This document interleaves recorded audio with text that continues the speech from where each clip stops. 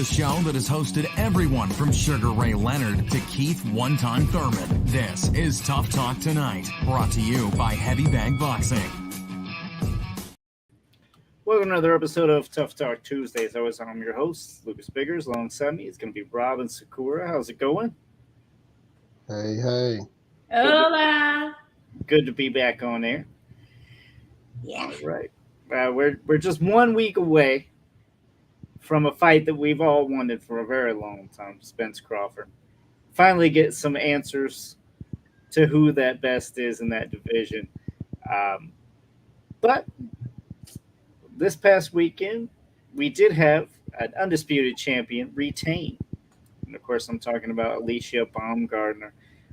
Sakura, before she was mainstream, before I even knew who she was, you were highly touting her. You have to be proud of not only her, but your eye for that boxing talent. You were saying her name way before anybody else that I know of. So that's very true. And I also was giving y'all eye candy. Okay. I was sending you guys like the latest. Yeah, I kind of teased you a little bit, like, you need to watch this girl. Look, she's even fine, But yeah, I am super proud. And, it just goes to show that there's a lot of talent out here locally that you see that don't necessarily always make their way up the rankings and be able to put themselves in a position. It takes a solid team to get you into that position, to be seen and to be given an opportunity to get these title shots and become undisputed. And now we're leading up to a possible Amanda Serrano fight.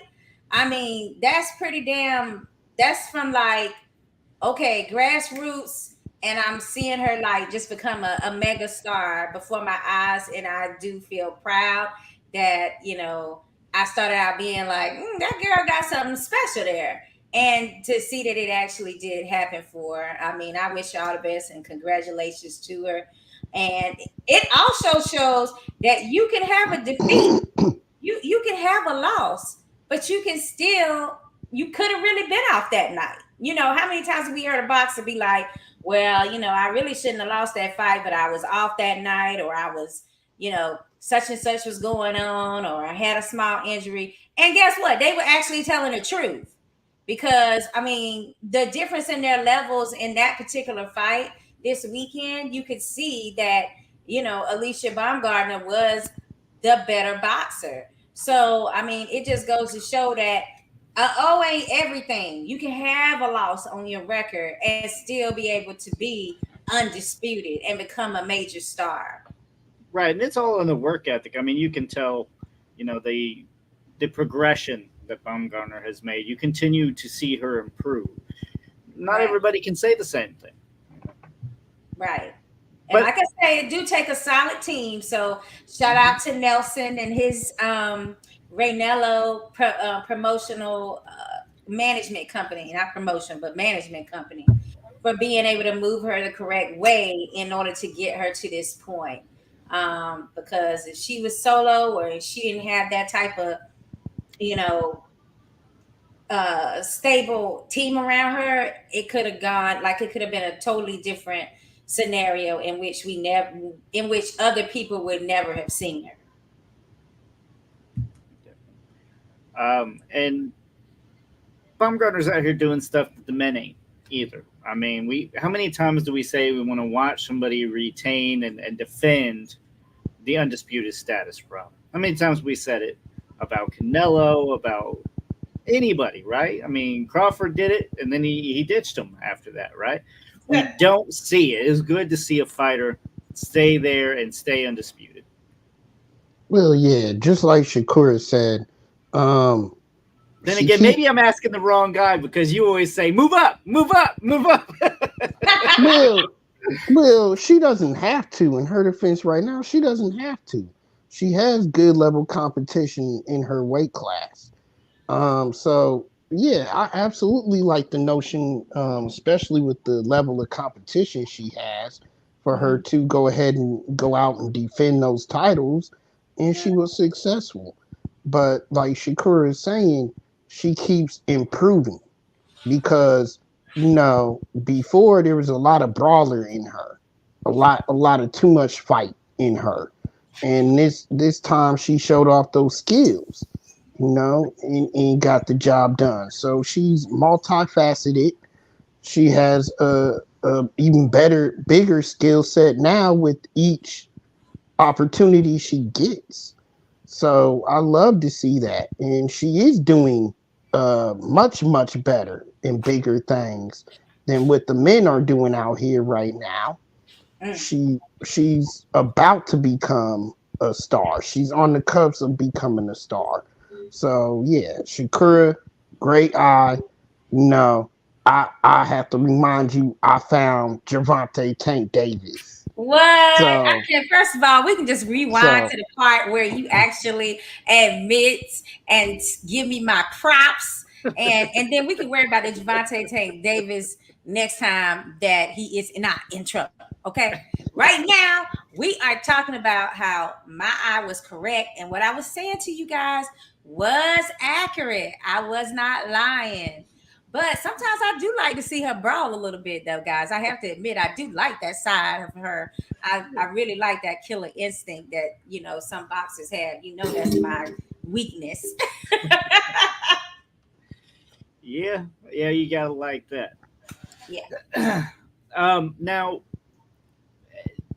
just off who you want to see her in the future, is it only Amanda Serrano? Is there other people you would like to see her in first? Is she ready now for a Serrano, or does she need a step up fight? I mean, I was kind of shocked that the women, they kind of got shook up a little bit, guys, on who their matchup and who their dance partners was going to be. Because it was supposed to be initially Amanda Serrano versus Katie Taylor in a rematch. Then Katie Taylor went and she had to fight with Cameron, which she stepped up and she was in a new weight class trying to be great. And she did she did get outclassed and outworked that night. But now they're having a rematch. So now Serrano is fighting Hardy. Nobody think that's a rematch, but nobody thinks that Hardy is going to give Amanda Serrano that much problems. She knows her number.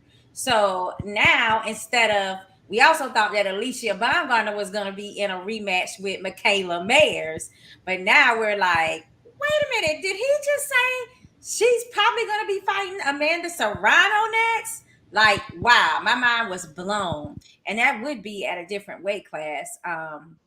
Or maybe not, because Amanda Serrano, I think she is at featherweight, undisputed, and then Alicia is at super featherweight. So it's not that much difference there. But I mean, if they do decide to go through with that, I'm just wondering, like, does that mean that the winner will get the winner of whoever Taylor versus Cameron is going to have? And how does Michaela Mayers get back in lineup to be considered a part of this whole, match around situation that's going on? she needs to fight Michaela, okay? I said it before. I thought my baby was robbed in that first fight. Okay. Okay, it was not a robbery for one. It was a robbery in my No, it was eyes. a very close fight, but I did feel like Alicia had just a little bit more want in that. But No, I will say a that rematch would be nice. A rematch would be nice. I will say this. Michaela got off to a very slow start. Very slow start. Once she figured it out and got going, she got it going. She took it to Baumgardner. Yeah. But I want to see that rematch, especially if Serrano isn't an immediate challenge. Mhm. I want to see that rematch next. But Unless Michaela just put out a statement in which she was saying that she has to move up. She's saying that she has to go to the next weight class. So that's another situation where that means she would basically be let's see, a lightweight. Like I don't know if she's is she at lightweight or super lightweight now. But either way it goes, she would have to go up in weight, she's saying. So that means that, she got to wait till Alicia goes up towards that weight class. So there's a lot of, kind of the same situation with the men where Devin Haney can't decide if he's gonna stay at lightweight. I mean, if he's gonna stay at lightweight or if he's gonna go up to super lightweight. So it's pretty much like almost the same.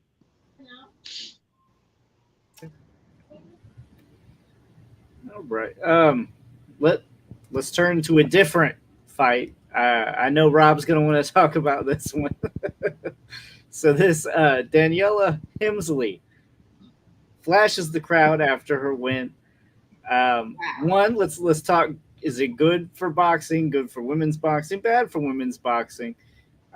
Let's hear it. Before y'all haters, no, I'm sorry. Before y'all true boxing critics come out and say something, I think it's good. I think it's great. I think I love the publicity. You can't deny the publicity that she gave you. Okay? Guess what, too? She's on OnlyFans, y'all. Her OnlyFans blew the hell up. So was that the true goal? Is to get the fans only page to blow up? Or, the way she did it, I felt like it was always in her head. Like, I don't know if I'm gonna win this fight, but if I do, I'm a show my breasts. Well, I mean, I gotta hear Javi if he agrees with this scenario or what. I mean, they both are horn dogs, so I mean, I'm almost counting on him to be like, hell yeah, let him flash. Well, let's hear this. Hey, listen, man. We have to deal with the Logan Pauls, the KSIs. Listen, we already got to deal with that BS. Let us have a little bit of, like, you know what I'm saying, something fun to watch, y'all. Hey, I feel like I can see how some fans and parents be like, hey, but the kids and all of that. Man, I don't want to hear that sometimes. Look, all of our kids, myself, my kids included, they're exposed to a lot more than just a little flash. And I feel like that and the kids that I post earlier on the way in, you know, it just like kind of like with the times, you know, times are changing, things are being more open, more out there, and I feel like, hey, look, it has its place in time, I guess, but I ain't mad. You know, at the end of the day, I ain't mad. I don't think none of the guys here are mad at that either. So, hey, bring it on. I mean, I'm not fully against it. My thing is like,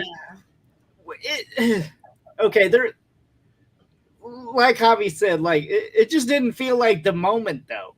You know what I mean? Like, you win a world title, maybe flash them titties, but you know, I don't know what she was doing. I mean, it didn't seem like that kind of level of a moment to just be showing off them titties just for some random win. You know what I mean? I don't know. Jules? But not. Oh yeah, go ahead. Oh man, I didn't even know if I was on or not. Because I'm listening to everybody talk, and I'm like, wait, am I even in this? Y'all, I know I came in this late. Y'all talk about the girl who flashed after the win.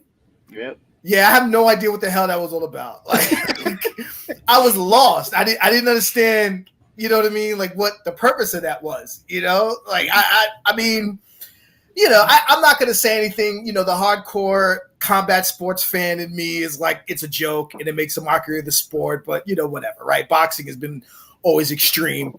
You know, so it just is what it is. That's true. Yeah. I'll tell you what, Lucas. I'm looking forward to seeing her win. I'm gonna be rooting on her in all her future fights because I want to see it again. She sold you. She sold you. That's what it was. So now it works.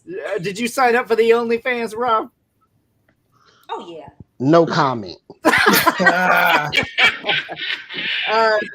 my God. though, as a woman for women's boxing, I think you were more involved with women's boxing. I didn't get to say what I had to say about it, though, Lucas. that's what I'm getting ready to get to you. That's what I'm saying. I want to know what you think.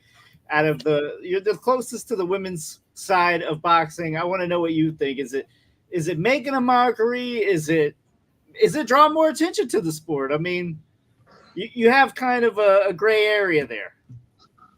I mean, obviously she got a benefit out of it. So, I mean, you're telling me basically all this writing and studying fights and watching fights and practicing commentate, all this stuff that I'm doing legitimately. You telling me all I had to do was flash my damn titties? Like, that's what you're basically telling me right now. So, that being said, see me on Fans Only. No, let's stop. I guess it depends on how bad you want fame. You know what I'm saying? Like, me personally, I don't want it that bad. So kudos to her if she's willing to feel confident enough to show her breasts to, everybody like that. And, whatever. Of course, I'm thinking she's following the Blind Bombers, formula to make money even when you're not fighting, which kind of isn't a bad idea these days to have a backup plan. And let me just add this too. Shout out to my boy Hobby for also sending us that video of the weigh-in with the two women boxers who kissed. I'm here for it too, baby. I'm here for it too. At the weigh-in. I'm here for that too.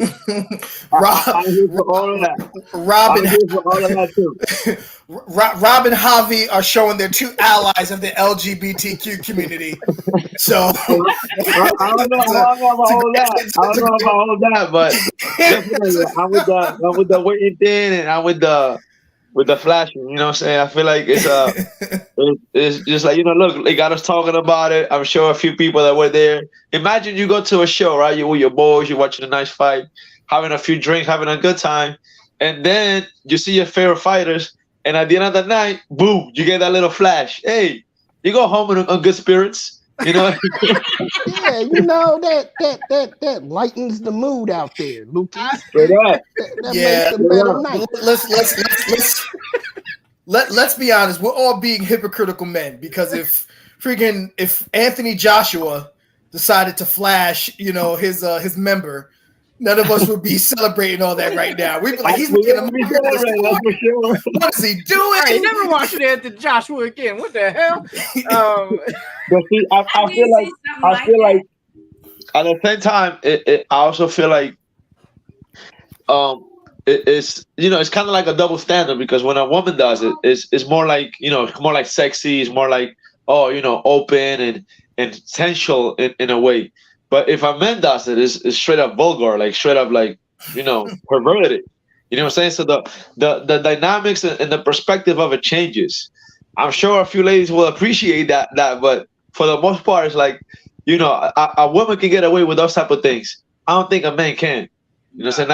Not even Anthony Joshua might have been arrested for indecent exposure. They said that Hector Camacho flashed Duran while his wife was with him, and that put him in a seriously pissed off mood, and it affected him emotionally. So it had the effect that I guess Camacho wanted over Duran, to put him out of his character and not thinking about the actual fight and strategy and shit. It's just like, you flashed your member in front of my wife, you got to pay, so you just out of character. But I do think that there's something to be said about, that double standard where you don't want to see a man in certain positions because it's predominantly a male sport and they just ain't into that.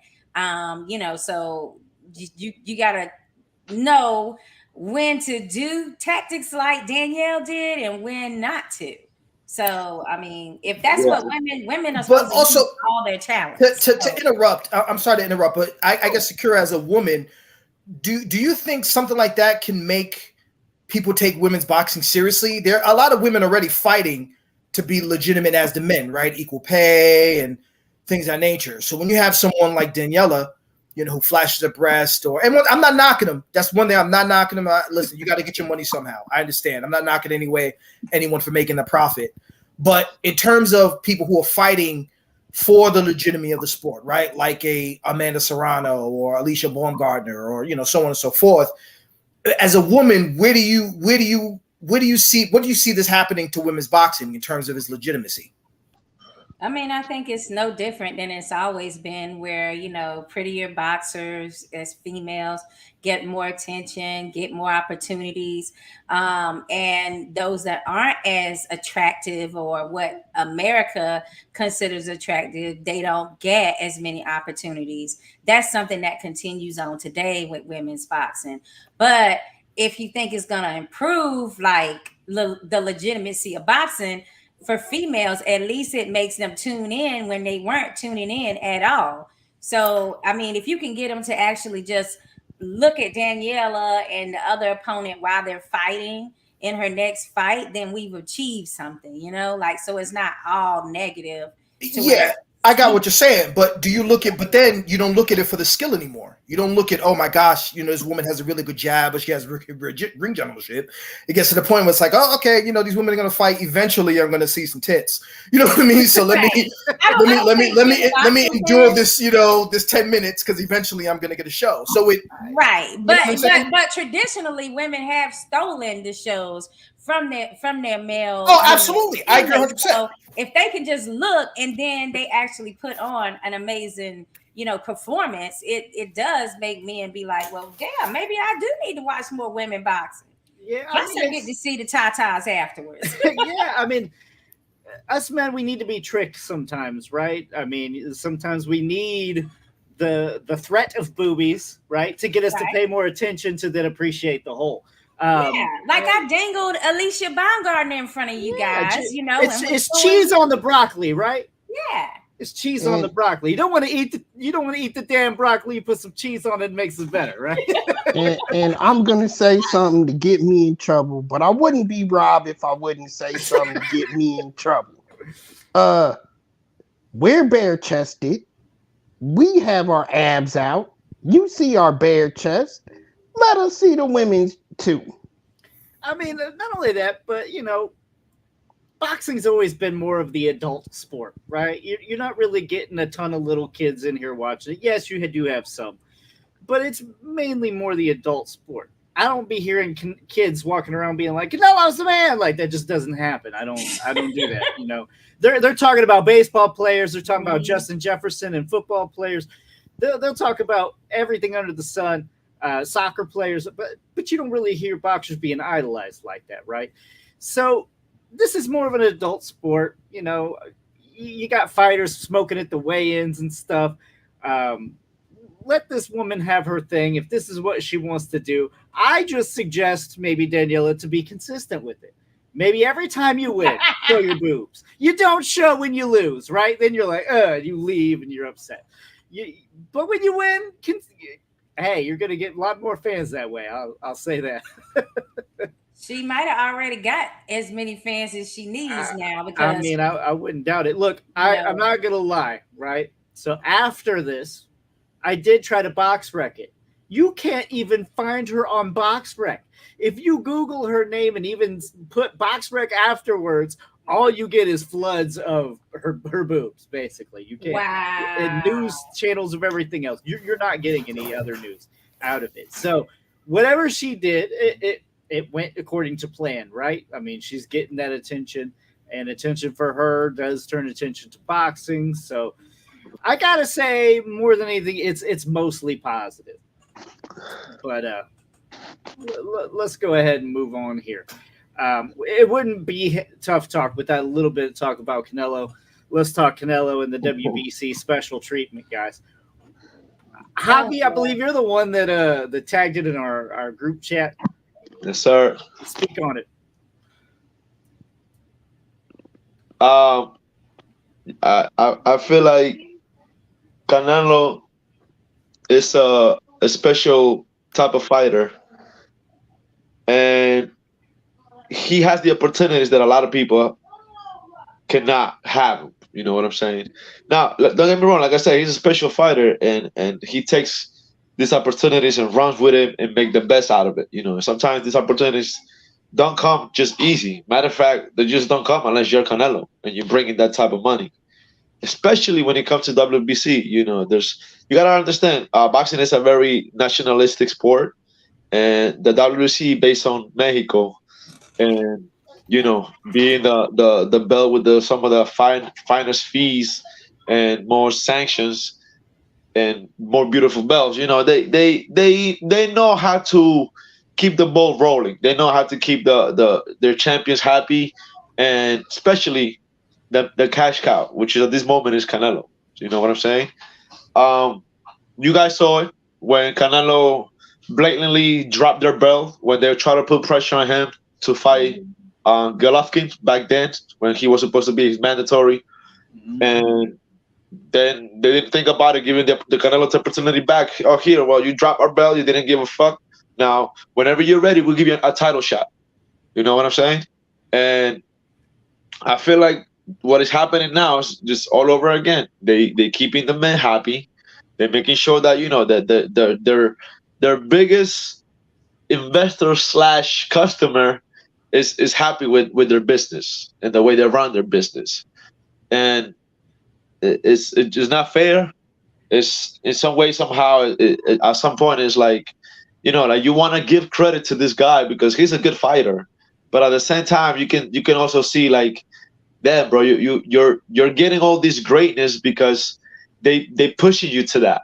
When there's other people that would probably do better or probably do less with the same opportunities, but we will never know because they're not getting that chance. They're not getting those opportunities. You know what I'm saying? So to me, it's like a you know, respect and non-respect thing, because sometimes I respect as a fighter who he is, Canelo, and what he's become, but the way his career has been shaped, all the way from Golden Boy, you know, from fighting his own weight class, the opportunities that he got with promoters and all of that, it kind of put me, you know, like that question mark, and to make to be like, yo, would he be the same if he would have to go the route that other fighters had to go, you know, like really fighting their way in the top 10 to get a title shot, and you know, not having all these privileges that he has.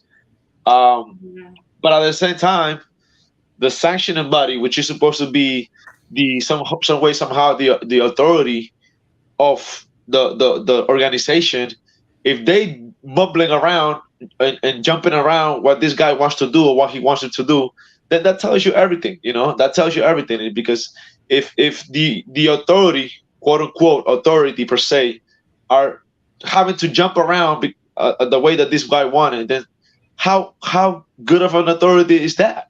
You know what I'm saying? Like, how can you say that you're having a clean program, that you're having this things organized and trying to look out for the fighters and this and that, when you're showing us that you're willing to mumble around whenever this guy wants you to, or you accommodate to his needs? Like, how serious can you portray yourself as an organization? That's my question with the WBC. And with Canelo, well, I hate him, man. If you're getting all these chances, I'm sure that if we go to this job and the manager's telling us, hey, you're gonna get a promotion, you're gonna get a raise, you're gonna have this trip, you're gonna have that, we will take it. We won't be asking questions, but why me and why not this guy that he's been here 10 years? Most of us are gonna do the same thing. Like, oh, well, you know what? Give me that raise, give me that promotion, give me that gift, trip, whatever. I'll take it. Well, definitely, yeah, and you're right. You can't fully blame Canelo because, like you said, most fighters are going to take that. The problem, and it all falls on the WBC. You look at the WBC, like you were saying, with the clean boxing program, right? He was basically left on, was not even part of the WBC, even though he's obviously ranked, right, the top 10, top 15, whatever, until he failed his drug test against Golovkin in that second fight. And then all of a sudden, now I'm a part of the WBC clean boxing program. Come the fuck on. We all know you just cheated, and you basically just announced that you just cheated. Otherwise, you would have been a part of that damn thing from the get-go, and the WBC should have been making sure that you were part of that from the get-go. Look, your legitimacy as a champion is under question, period. When you're allowed to sit there and say, I want to fight Yildirim for a title. And at the same point, there's no mandatory. If there's no mandatory, then you're just picking and choosing who you fight. You're not a champion. Every fight for you is not mandatory. Not one single fight for Canelo is mandatory. He picks and chooses exactly who he wants to fight. But this is what's confusing to me, because if he has until next year, April, to fight his mandatory for Benavidez, but is that title is still on the line when he fights Charlo, right? Because Charlo's coming up to his weight class for this title, and he's undisputed at his weight class. So let's just play like devil's advocate, and let's just say that, you know, if Charlo wasn't, if they didn't already know that Canelo was fighting Charlo, but Charlo decided, hey, I'm Jamel, I'm gonna move up. I'm going to skip middleweight and I'm going to move up to super middleweight. Would he still be, and he's got the WBC main title, right? So would he still go to mandatory number 1 or number 2? Because that's what the WBC does when somebody else wants to move up and they have a world championship. They automatically make them like number 1 contender in the new weight class. So I kind of got an issue with that in general, but you know, I'm saying, like, is this really any different than when it's done and we don't know who the opponent is? I got an issue with the fight in general because I mean we talked about this, right? And I said it was going to happen. They're going to bring people that are smaller, PBC, move them up to fight them. After this is probably going to be a Spence. You know what I mean? He's gotten a career out of beating up little guys. Yeah, you can throw in some big guys, Caleb Smith and stuff like that. Mm-hmm. But he knew, he looked at that title. He knew, oh, I'm going to get that, go grab that, vacate it, come back down. This is just what he does. You did say that. I have to give you credit because I was just like, no.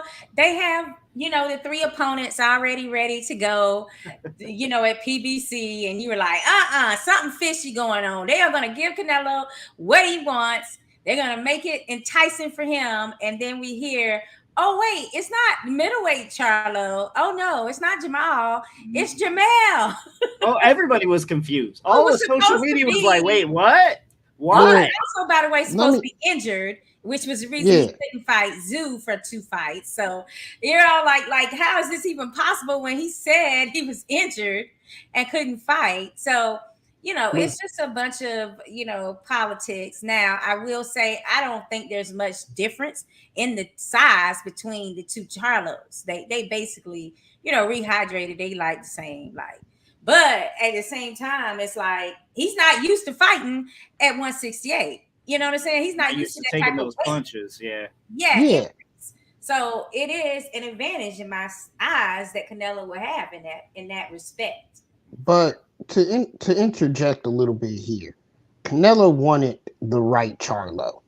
Okay, so that's not Canelo's fault because he was wanting to sign on against the right Charlo, the Charlo that was moving up to 168, and he backed off.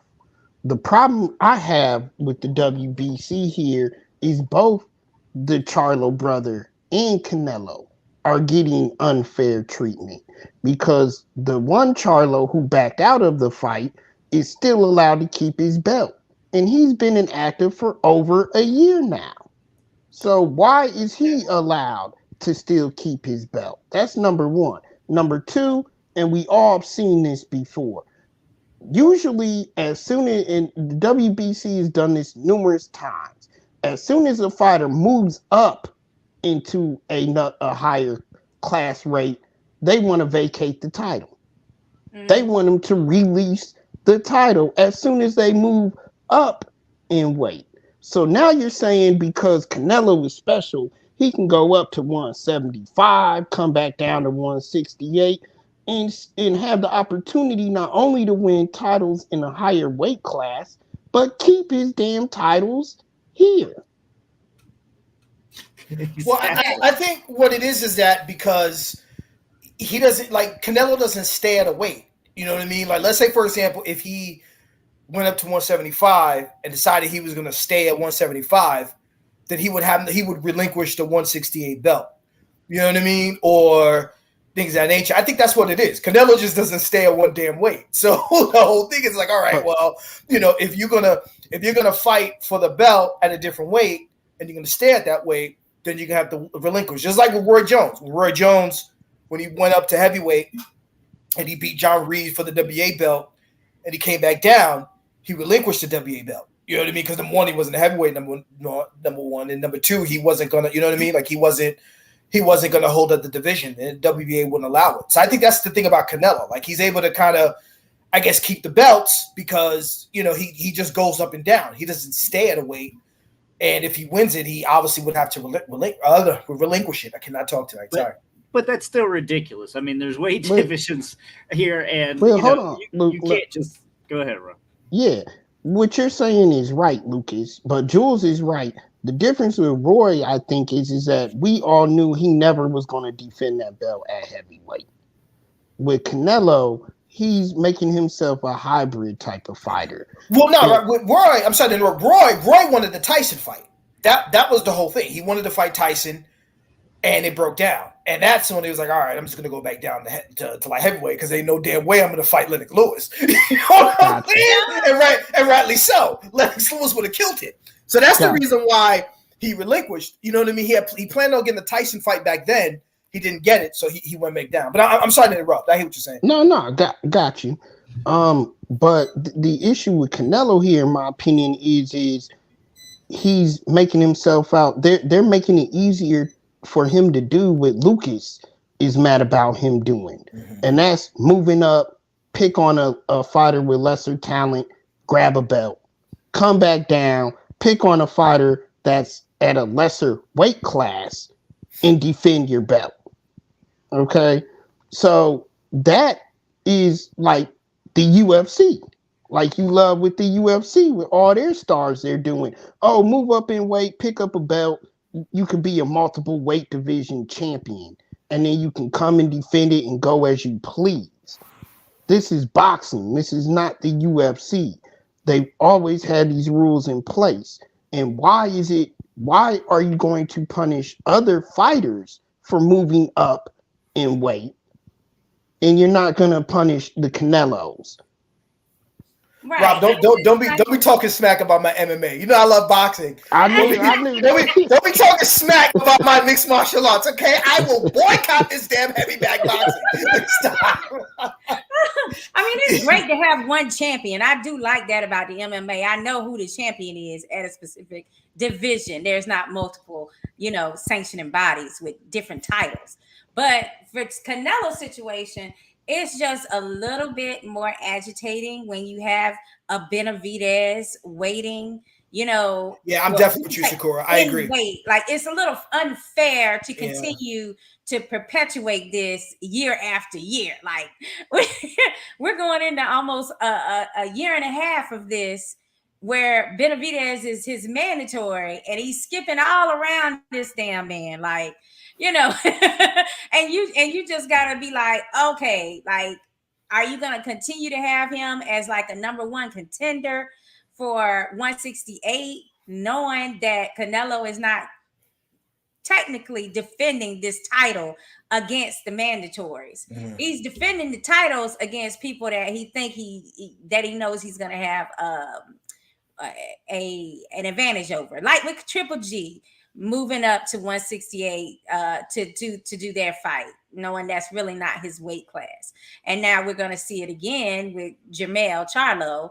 So, it's just a lot of time in between there that you're like, Benavidez, pause, okay? Find something else to do. Find some other opponents. Go with Morrell Jr. We'll make up some special belt for you. Like, but you can't have Canelo right now because that's not what he wants. And that's not the way that these sanctioning bodies are supposed to be ran. We know they're in it. They have to make money because they are doing a lot for former champions and different things like that. But you cannot sit up here and continuously make it where your mandatory means shit. It doesn't mean anything if you never get to fight for the daggone real title. That's how I see it. Lucas, you're on mute. You're on mute, Lucas. Or you should not be able to pick your damn mandatory fight that you're fighting for a title for. You shouldn't say, hey, WBC, give me Yildirim for this title, this vacant title. What? No. That's not how this is supposed to work. It defeats the point and it becomes not a sport anymore. You're calling your own shots. Oh, man, I'm going to go down. I'm going to fight at a catch weight, knock Amir Khan out again, and we're going to make it for, I don't know, we'll just make a division up, right? Because that's what I halfway thought that new Bridgerweight title was made for Canelo, and it still might be. I'm not completely sold against that yet. We'll see if we get there. We'll see. Yeah, but what weight is the Bridgerweight title again? It's like 200. It's 200. Nah, you crazy? It's 200 to 209, something like that. Canelo proved against Bivol he can't fight on over 175. We already saw that. It's not against somebody like Bivol, but I'm not saying there ain't fighters at 200 pounds that he can't fight. Really? I don't know. Yeah, that's why he was trying to make that Badu Jack fight, because he knew that title was with the African whom I can never remember his name, and that's who initially he wanted to fight for that title. So he's like, well, let me try again if I can get, the title through Badu Jack, because he's, aging and he's a little slower, so maybe I can have better luck than I did with Bivol. But then even Badu Jack was like, you just need to fight Benavidez. Well, the Badu Jack thing spoke exactly of what Canelo is. He's trying to get something for nothing. Oh, come down 20 pounds. I'm going to fight you for the cruiserweight title. Yeah, I forgot come about that. on. And everybody just, Canelo's great. What? He's making his own damn, come on, man. And then they were still trying to say that they would be fighting for the title. Yeah. Even though he would be 20 pounds less. Like, how does that work? It don't, unless your name's Canelo. We can be on this all day. Let's change. Or I'm gonna keep going. Haney and the gun charges. Let's talk about it, guys. One, forget about the gun charges. We still don't know who he's gonna fight next. I mean, it sounds like Shakur Stevenson is right there, but we have Regis Prograis as well as a candidate. Yeah, and the WBC again, they are waiting for Haney to let them know which weight class he wants to be at, so they can make him a mandatory for which division that he wants. That just came out today. WBC. Okay, this is directly to you. You got one fucking job. Do it. Tell them who to fight, right? It's a title, right? The champion. You tell them. You set the rankings. You are the person that's supposed to be in charge, not the fighters. Yeah, I just felt like that's kind of ridiculous, because he right now is holding the lightweight undisputed status, right? So make his mandatory for lightweight. He hasn't given up these titles yet. Don't worry about it if he decides to move up later. Right now, he's at lightweight and he's holding belts at lightweight. So make that mandatory. You're concerned with, I don't want to make a mandatory at lightweight if he's going to move up to 140, and relinquish these titles. Like, instead of worrying about that, just concentrate on, he has your belt right now at lightweight. Let's make a mandatory for a lightweight, which that would be Shakur. And I don't know. I feel like it's funny, like we're arguing about the WBC, and like the WBC has been having issues with corruption since, and I don't want to disrespect the dead, may he rest in peace, since Mauricio Suleiman was president. Like, this is something that we have to expect from the WBC. It's been going on for a very, very, very long time. You know what I mean? Like, it just is what it is. And I think I wouldn't say the reality is that the WBC understands that in order for it to stay, I guess, alive, as you could say, is to align itself with the most profitable and with the stars, you know, of the divisions, right? So once again, we talk about Canelo. You know, Canelo is still, even though he's lost and he's, you know, I guess he's getting past his prime, you know, he's still a star. You know what I mean? He's still the biggest name in boxing. So the WBC is just going to continue to do that. It's just what they've done for years. Yeah, I hear you, but do you feel like Haney should be the one to decide that? Like, or do you feel like they're just giving him the courtesy they would give another boxer?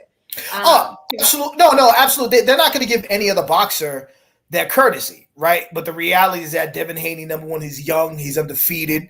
You know what I mean? He obviously he has a he's a rising star, and I think that's the reason why the WBC is allowing all this to happen. I mean, hell, didn't he get his belt via mail at one at one point? Like, didn't yes, even he did. you know what I mean? They So had to figure that up. yeah, exactly. And I think the reality is that as much as people talk about the late Mauricio Suleiman being corrupt, I felt like at least he was more of a stern.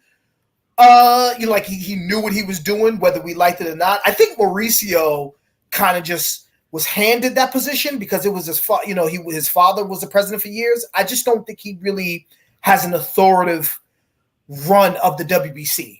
That's my personal opinion. He's very kind-hearted. That's one thing. It's like he's more soft-spoken and soft. His demeanor is not like the father as far as being, like you said, commanding. You could see, right? you could see it. You could see the way he talks. Like, yeah. It's not, but at the same time, it's like, yeah, this is a business, and he does know the ins and out and what makes the most money, what makes the most sense for his organization. So, it's not like he's a bad successor, like on Succession, where none of the kids were worth shit. You know what I'm saying? At least he actually still knows how to make the money. But my thing is, Haney, with these gun charges, if he is going to continue to be seen as a rising star, do you associate yourself with things like gun charges and make yourself like you're like thuggish all of a sudden? Or is it better for him to continue on his path and be known as the skilled boxer that he's been? Like, cause he's gotten to this point without being the bad boy. So it just seems kind of like a misstep to me to now try to introduce this bad boy image and having, gun charges and tattoos of thug life and different things like that connected to his name all of a sudden. So I don't know. It don't look like a good look to me, but I mean, you guys let me know. I don't see the point. I can't buy it. For me, it just seems like he was a nerd that just all of a sudden wanted to be known as something different. No, these are misconceptions. I don't believe the gun was his. Okay, being the major issue, the two major issues is, and I broke the story and read it completely. The two major issues here is where he was at. He was in L.A., Hollywood to be exact. LA and Hollywood is highly known right now for there's articles to back me up. They're highly known for pulling over black people there. They are, and targeting the black celebrities as well. Well, that's like been going on for decades now at this point. And to back that up too, Wilder most recently caught a gun charge in LA as well. But it could be a situation where it's easy to tell your bodyguard to be like, hey, say that shit is your gun. Or how about just not have a gun in the first place? well, here's the problem is they both still had a gun. I don't think the gun was planted. And no one took ownership in the case of Haney's. Let me finish. The case is in the opening stages. We don't even know what they're even gonna go through with the charges given the circumstances. So we don't know where that's going to end up at. So tattoos Jules, of thug life. Hold on, let me finish. To Jules' point, LA's been noted by celebrities, especially black celebrities lately, as a very dangerous place. There's been multiple celebrities that have went to Hollywood, of course, seeking out their careers and are moving away from Hollywood because they're being targeted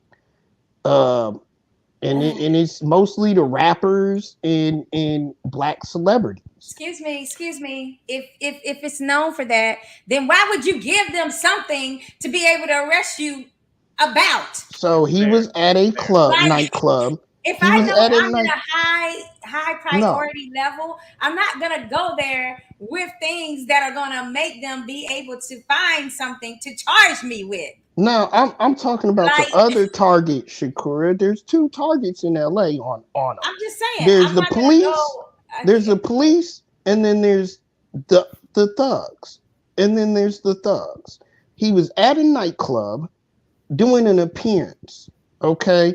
Them thugs now, and I've seen it because I've been to Miami, I've been to Tampa, I've been to all these places. They're not going in the clubs no more. They're going to sit in the parking lot.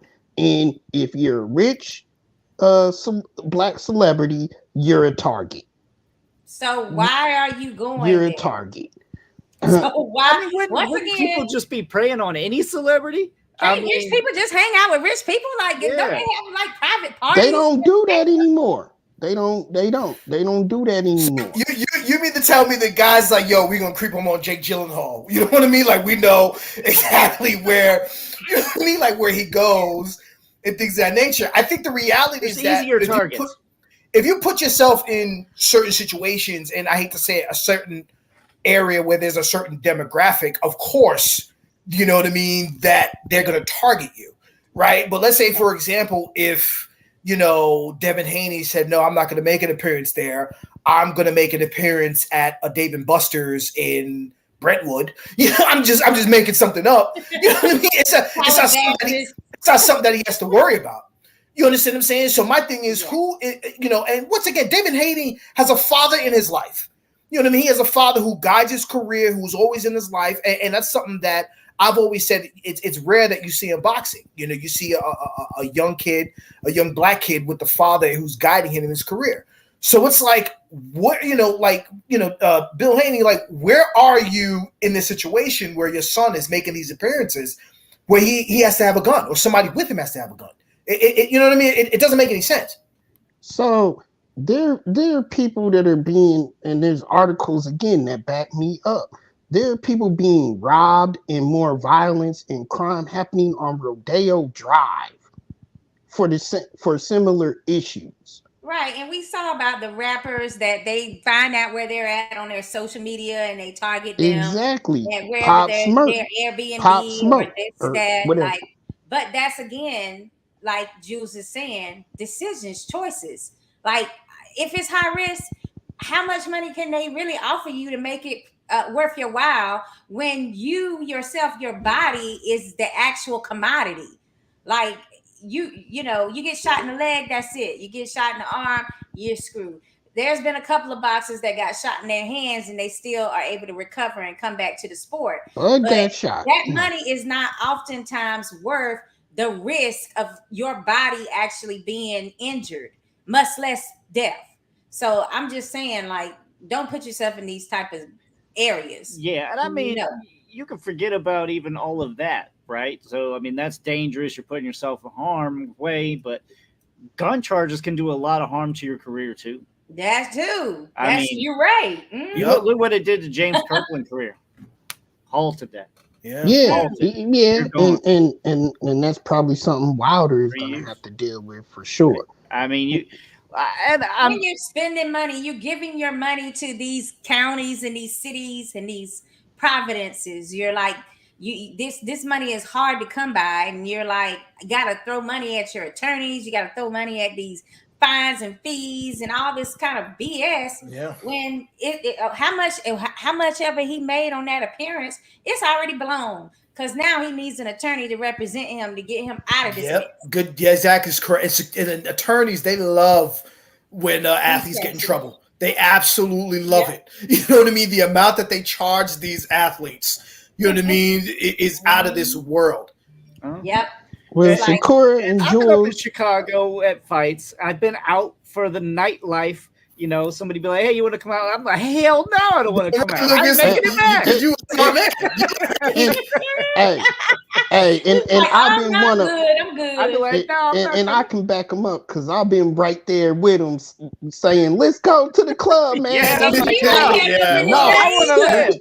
Lucas, shout out to the wife and kids. Lucas is like, I got enough excitement at the He house. say, Like, I he got a is saying family. no. Enough to live for. Not only did he say no, but he told me not to go. Okay. Yeah, you just stay at But Jules Shakura, maybe y'all need to send in a call to Devin Haney. Because he definitely needs to listen to y'all. Not just him, a lot of our celebrities and our athletes need to hear that same advice. As for the tattoo, Shakura, that's an odd to Tupac, okay? He ain't trying to say he a thug. You know how these idiots do when they think that they I mean, wanna. it's just the timing. You got a gun charge, so this is now the time for you to do a homage to Tupac. You're saying? Yeah, well, I bad mean, timing. Yeah, I agree. Yeah, obviously pretty he bad ain't making great decisions. Now I the mean, I last, was hoping the tattoo wasn't for real. Like, I'm like, is this a joke or is this some type of meme where somebody drew this and they're now like, trying to see how many clicks they can get? Like, I'm still like waiting for them to tell me that that's not a real tattoo. And that doesn't seem cliche. Like, it is I cliche, mean, that's of course. that's like It the is old cliche. school, like anchor with the heart that says "mom," right? Like, Yeah, Yeah, and then on top come of that, on, you don't know man. shit That's about the no most- thug life. Come on that's now. the genericest ass shit you could have wrote on yourself. Come on, man. Like, literally, I know more about thug life than Devin Haney right now. So like, I should have. Yeah. If he got a tattoo, I should have a tattoo. Everybody on this panel probably should have a tattoo of Tupac's thug life. Then. Yeah, when I hear the words Devin Haney, thug does not appear in my vocabulary when my thoughts are on him. Yeah, and to be fair, Devin Haney's what, 24, right? 20, right? 25. Still He's time to make the dumb decision. Still, yeah. It's Now- on the I did dumb borderline. shit It's until on I the was borderline. almost 30, so Now that was on that particular topic. I did want to touch on something else on the other part of the topic that you said, Lucas. Okay, who is he gonna fight next? Mhm. So to throw a little extra bone into everybody, according to sources at ESPN, Your favorite. Teofimo Lopez has not turned in the belt and has been quoted on saying that he will not now relinquish the belt and retire. He wants to fight Devin Haney. Right. yeah, I saw that. Nah, I hope that wouldn't happen, but I'm not banking on that. I have a point. I feel like Haney hasn't made a decision yet because all roads are like tough fights for him. If he stays at lightweight, he's got to face Shakur. If he goes to what they call super lightweight or junior welterweight, then he's got pro grade rating or a TO. Like, there's no easy roads for him. And don't forget about Tank now. Not forget about Tank because he's the money maker. Tank has already said, like, listen, Tank has said, I have a few more fights. I want to get these guys out of here. And he said he wants to be retired by 30. So that's like go. 2-3 years for him. So he's waiting for those guys. Lomachenko problems too. He has Lomachenko. I was just gonna say that Shakur, that he owes that man a rematch. No, he doesn't. I wasn't here for that debate, but not at all.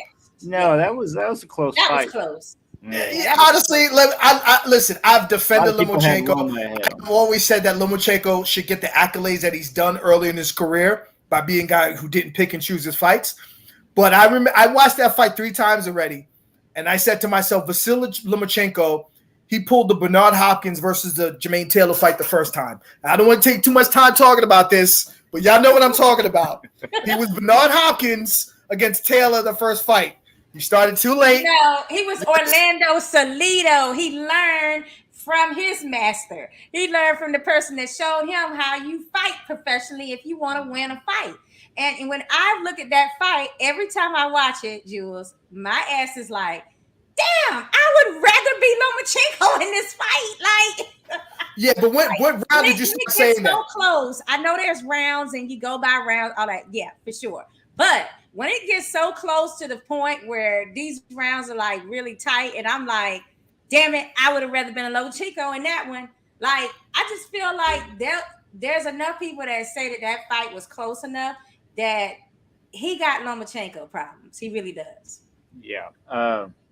Haney and Tio both have Lomachenko problems, if you But ask. getting back to what Rob was saying, Lucas, all roads, like who Haney fights, it's probably hard for him to decide. Do I want to stay at lightweight and face a Tank, as Jules said, or a Shakur? Or do I want to go up to super lightweight where I got to deal with a pro grade or a Tiafimo? And you got Ramirez there too, by the way. Like, there's no easy fights for him, no matter whether, no matter No, which way he goes. he can't get the Canelo's treatment no matter what. He's got to fight a hard road. Yeah, man, he's screwed no matter what. And That's he ain't true. making no Canelo money, so he Yeah. gonna have to do something quickly, or he gonna get stripped. Right. That's All right. true, but Prograde sucks. I just have to say that. I hate Prograde. He sucks. You leave program alone Yeah, now. You know stop it, that's Rob. not Prograde can fight. mother. That sounds just like, hey, you at least got to come with something when you come at somebody like that. Let's talk Fulton Inoue, guys. This weekend? Do you feel confident in Fulton in this fight? I know Inoue is a monster. A lot of people are saying that Stephen Fulton's being completely overlooked, not only by the general public but by Inoue himself.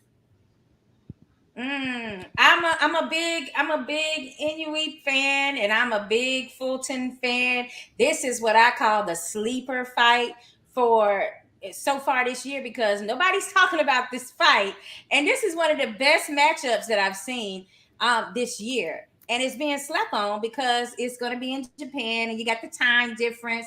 Plus, it's at a lower weight class. But this here, I feel like Inoue has never fought somebody that has that raw dog in him, the way Fulton can come out and show that if he gets pushed into it. He will just brawl you.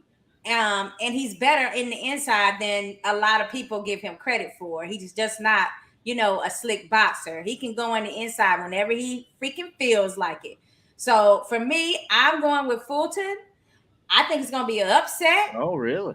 Yeah, because I think Inoue, out of all his opponents that I've seen, Donaire was the number one, was the first great opponent that he had to face. And he was older.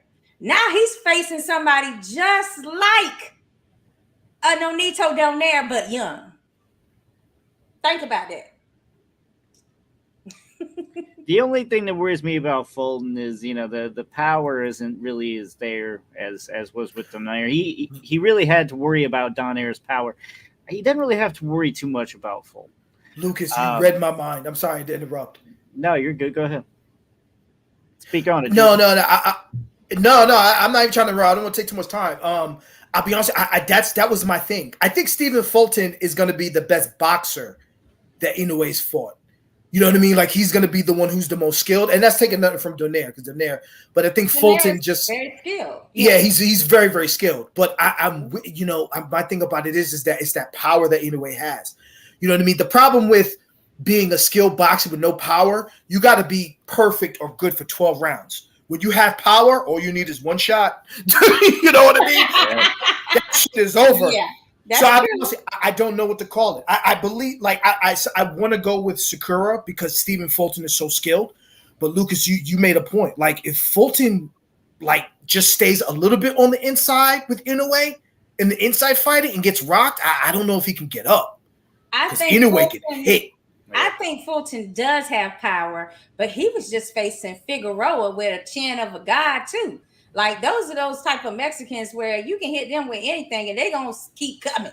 Like that it didn't show how powerful Fulton can be, because he knows how to slip punches. Yeah, but Fulton hasn't had a knockout in 4 years. But you can break somebody down systematically. It doesn't have to be a one punch knockout scenario. But I'm just saying, if you're looking at Donaire as the the litmus test for Inoue, that was his toughest fight, and we're talking about Donaire at an older age. Now you're talking about a slick Fulton that's got some of them same type of skills, but in a younger version. The power might be different, of course. Donaire is known for power, but at the same time, it's not so weak of a power that it's not gonna stun Inoue and cause some issues because he's already not like he's not used to every opponent having that type of skill level. And also, I mean, in a way, this is going to be a step up, right? So yeah, he's in a different. Can he handle that power? I know it's not a lot. It's not a big difference when you're talking this small. Yeah. But 117 to 121. But I mean, and I think this time they were really testing Inoue. Like they was getting them random tests in. Mm-hmm. So it's gonna be like we gonna see Inoue at his true capacity. There's not gonna be any enhancements because the vital testing was real this time. So, I mean, let's see. I mean, Inoue stepping up in the division, and he's going against arguably the number one guy there. Sakura, you may be on something. I mean, I never know. So I'm gonna step up here myself because I feel like I'm not being picked on for past comments that I might have made about this weight class. Yes. We won't even bring it up. I'm going to use a word in sports that they don't use lightly. This fight right here, instant classic. Is going to be an instant classic. When you look at the Brandon Figueroa Fulton fight, that fight was a classic. It wasn't instant. It didn't have the hype behind it. But when them two gave it all in that ring and we saw what we saw, it was a classic fight that you want to see. It was. These are two guys that are the best at what they do in that division in the ring. Yeah. They both bring something different. Figueroa bought the chin, the heart, the determination, and he actually proved in that fight that he can grit it with Fulton. This fight, however, you have Inoue, the monster, who has Tyson-like power at that weight class and does nothing but get knockouts. So Fulton, to me, has the talent. He's the boxer. The monster, though, has the power, just like Jules said. And not only, and here's the thing with that type of power, sometimes you don't need a knockout. It just takes one punch to actually change the trajectory of a fight. Right. And and the monster has that type of power. So if Fulton runs off and outboxes him for a few rounds, the monster definitely can give you that shot to actually halt that momentum. So in my bold prediction, this fight ends in a draw. I knew you was gonna hit me with some BS for real. They are not gonna give any draw over in Japan in his hometown. Come on. I'm gonna tell you this right now. What Fulton should be doing and his team should be doing, they should be studying the Meldrick Taylor versus Julio Cesar Chavez fight. And they should say what you shouldn't do is what Meldrick Taylor did. What you need to do is when you box, you get out on the inside. Do not stay on the inside too long. Because if he stays on the inside too long, it's going to be bad for him. Jules, of the power. Perfect. You said it perfect. But he has a long punch, reach, so punch he can and get out. On the outside, too, if he don't stay away and use his distancing. Yeah, but you know what it is, Sakura? Fulton have like a long reach. No, it's not that. Absolutely. But what Fulton has proven is what we like him is he'll fight when he has to. You know what I mean? That's the fight in him. He'll fight. You know what I mean? Even though he'll stay on the outside. And that was the whole thing I'm talking about Meldrick Taylor. Meldrick Taylor was a boxer who had really good skill and ring movement. But when he fought, he fought. And Fulton is kind of like that. We saw that with the Figueroa fight. He could have boxed circles around Figueroa, to be honest with you. You know what I mean? If he said, you know what, I'm just going to stay on that side, because he had the reach against Figueroa as well. But he wanted to fight. And I think with Inoue, he'll probably want to do that too. And that might be a big mistake. So He'll who get knows? baited into a fight, is what you're saying. Yeah. Easily. But that's that Philly. That's that Philly dog that Inoue is not used to. He is not used to a scrapper when you want one. And Fulton is the bigger fighter, so to speak. So he's probably gonna think he can try to bully the monster in there. And that's why I think the monster is gonna catch him with a good one, stop all momentum, stop the trajectory of the fight. I think it's a half and half fight. And I just don't see the only winner that I see walking out of this fight is us fans.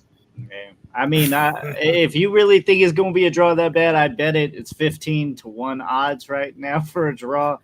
But Fulton's sitting at plus 270, whereas Inoue is minus 360. So, but wait to fight week. We all know what's going to happen. Closer it gets to the fight week, we're going to see all these Inoue fans because it's over in Japan. So it's probably just it probably go the opposite way, kind of like Lomachenko at the last minute, just pulled in a bunch of, bets. So I really don't pay too much with the betting part of it because it changed every time during the week of the fight. But we can go ahead and say, but we can go ahead and say that fairly that this is going to be a scrap. This is going to be some high tech level type boxing as well as some brawling. Like I'm looking forward to seeing both in this fight. Me too. I'm definitely going to be watching. Probably have to be the replay considering the time. I'm not a morning person. That's the only thing that sucks about international fights. But Lucas, what's the fight time on that? I actually just had it. Hang on. So for me, it will be Chicago time. So Tuesday, 7 a.m. So for you guys, 8 a.m. and they're in Florida. So kind of early, and it's a work week too. It's a work day. So that's my problem. That's an estimated ring walk. That's estimated ring walk time. That's my problem with this fight, though, man. It's on a weekday and it's in the morning. I have to work. Yep. Yeah. Luckily, you know what's wild though, right? You know what's wild? Like back in Mike Tyson first fought Michael Spinks on a Tuesday night. Like it's wild. Like big fights used to be during the week back in the day. Damn near 40 years ago. Even that would be okay. I'm okay with coming home and watching one on a Tuesday night.